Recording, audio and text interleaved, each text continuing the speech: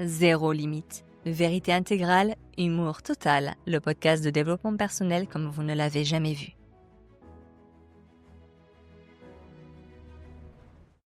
Bienvenue chers auditeurs, bienvenue à toutes et à tous et surtout aux narcissistes en rémission.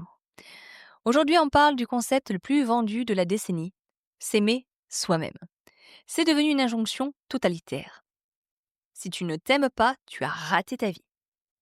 Mais attention, il y a une nuance marketing subtile. Si tu dis « je suis génial, je suis la plus belle », on te traite de narcissique égocentrique. Mais si tu dis « j'honore ma déesse intérieure et je célèbre ma lumière sacrée », ah là bravo, tu es spirituel, tu es aligné. Alors que c'est exactement la même chose, c'est juste du narcissisme avec un label sans gluten. On nous vend l'amour de soi comme un produit de beauté, comme si on achetait chez Sephora.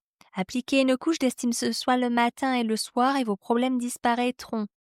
Spoiler alerte, ça ne marche pas. Tu peux prendre tous les bains moussants du monde. Si à l'intérieur tu te parles comme à une ordure, tu seras toujours une ordure propre qui sent la lavande. Le pire, ce sont les exercices qu'on nous donne. Le fameux exercice du miroir.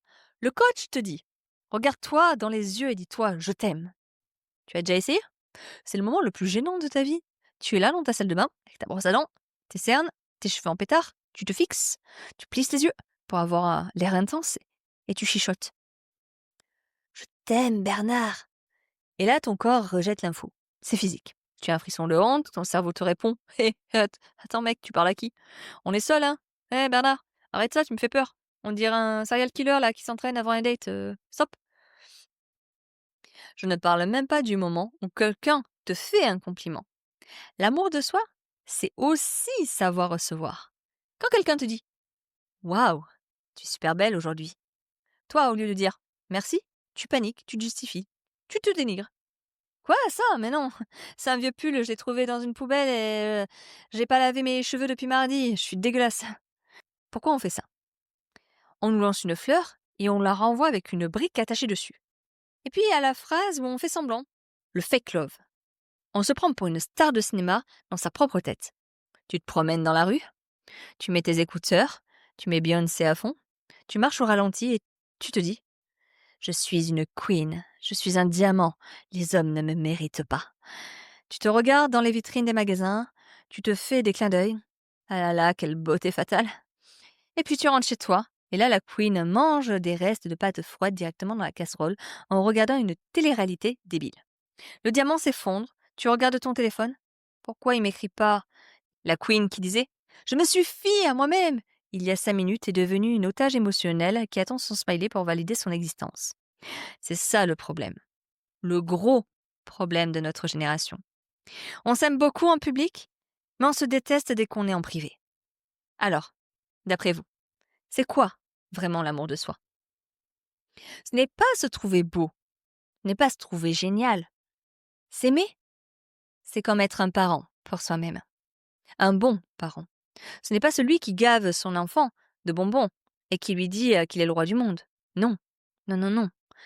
Un bon parent, c'est celui qui te dit « Non, tu ne vas pas manger ça, c'est du poison.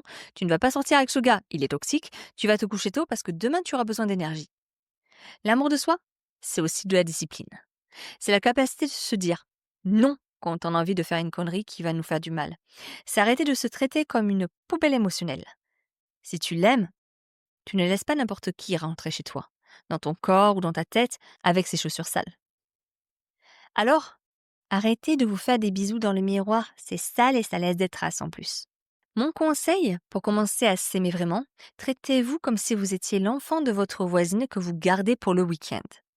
Si la petite fille ou le petit garçon dit « Je veux rappeler mon ex toxique qui m'a humilié », vous lui dites quoi ? Vous lui dites « Ah non ma chérie, tu vaux mieux que ça, on va plutôt regarder un Disney et manger un fruit. Allez, tu viens ?» Soyez cette gardienne pour vous-même. Protégez-vous de vos propres bêtises. C'est ça le grand amour. Bon, ça n'empêche pas de faire des conneries tous les jours que de le savoir. Attention. Mais, en le sachant, vous devenez responsable de vous-même. Donc vous pouvez vous pardonner et vous pouvez cultiver un amour différent, mais aussi reprendre le pouvoir sur votre vie. Allez, filez, soyez gentil avec la personne dans le miroir. Elle fait ce qu'elle peut, elle aussi.